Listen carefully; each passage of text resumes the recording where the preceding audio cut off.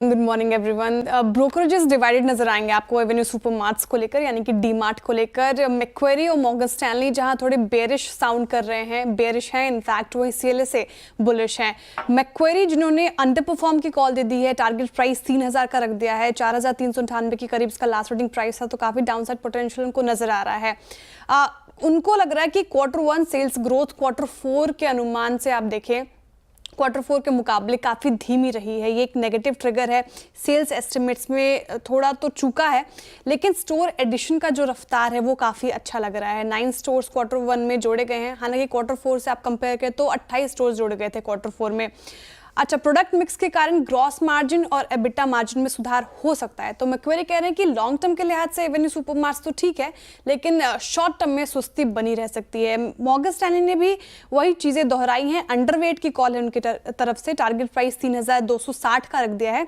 हालांकि उनका मानना है कि एबिटा मार्जिन अनुमान 7.8% है, जो कि Q1 में पिछले साल 8.7% था। तो मार्जिन पर दबाव रह सकता है इसलिए, और ग्रोथ धीमी रह सकती है, इसलिए उनकी तरफ से अंडरवेट की कॉल।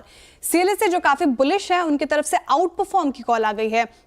टारगेट प्राइस भी अच्छा बढ़ा दिया है, 5549 का रख दिया है, यानी कि 26% का अपसाइड पोटेंशियल सीएलएसए को नजर आ रहा है। उन्होंने माना कि स्टैंडअलोन रेवेन्यू अनुमान से 2% कम रहा है, और लेकिन जिस तरीके से स्टोर्स में इजाफा कर रही है कंपनी, अब टोटल स्टोर्स जो आपने भी आंकड़े सामने रखे 424 हो गया है, तो वहां पे जिस तरीके से कंपनी पैर पसार रही है वो काफी पॉजिटिव ट्रिगर है, इसलिए लॉन्ग टर्म में सीएलएसए को काफी पसंद आ रहा है। तो यहाँ पे उनकी तरफ से आउट परफॉर्म की कॉल।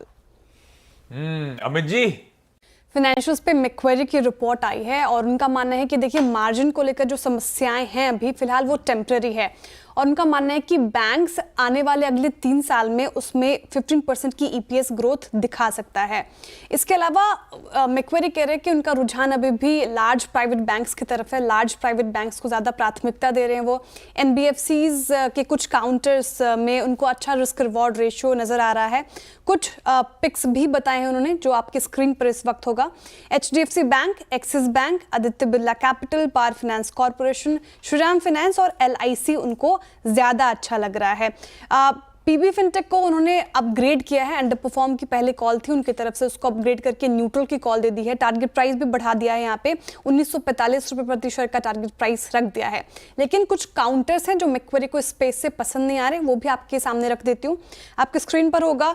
उन्होंने इंडसइंड बैंक की रेटिंग घटा दी है, कल गोल्डमैन ने भी रेटिंग घटाई थी, याद होगा आपको। तो आउट परफॉर्म से अंडर परफॉर्म की कॉल आ गई है मैक्वेरी की तरफ से इंडसइंड बैंक में, और जो नया टारगेट काफी नीचे का 650 रुपए प्रति शेयर का टारगेट प्राइस रख दिया है।